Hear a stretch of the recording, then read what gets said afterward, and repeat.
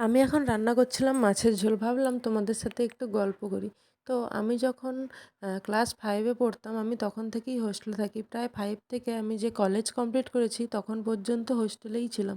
তাই সেভাবে কোনোদিনও মায়ের কাছে রান্না করা হয়নি। যখনই মায়ের কাছে রান্না করতে চেয়েছি, মা একটাই কথা বলেছে যে, "শ্বশুরবাড়ি গিয়ে শাশুড়ির থেকে শিখে নিবি।"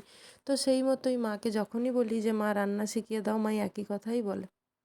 তাই জন্য মায়ের কাছে রান্না শেখার জন্য কোনোদিনও বায়না করিনি। কিন্তু মাকে আমি বরাবরই হেল্প করেছি। এই ধরো রুটি বেলে দেওয়া বা কোনোদিনও আলুর পরোটা করলে সেগুলো রেডি করে দেওয়া।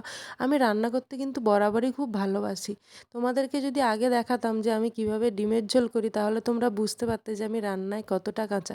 কিন্তু এখন প্রায় ১ বছর হয়ে গেছে আমার বিয়ের। এখন কিন্তু মোটামুটি আমি ভালোই রান্না করতে পারি।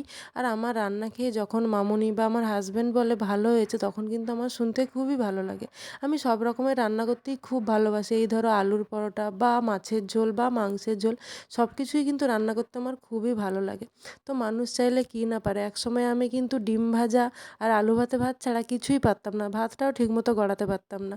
কিন্তু এখন আমি সব কিছুই পারি। প্রায় একটা সংসার সামলাই। তো তোমরাও কে, কে এরকম আছো যে বিয়ের আগে কিছুই জানতে না কিন্তু এখন সব জানো? অবশ্যই জানিও। তো দেখো, তোমাদের সাথে গল্প করতে, করতে কিন্তু আমার মাছের ঝোলটা কমপ্লিট হয়ে গেছে। এরকম পটল মাছ দিয়ে পাতলা পাতলা মাছের ঝোল করেছি। তো আজকের ভিডিওটা তোমাদের কেমন লাগলো অবশ্যই জানিও।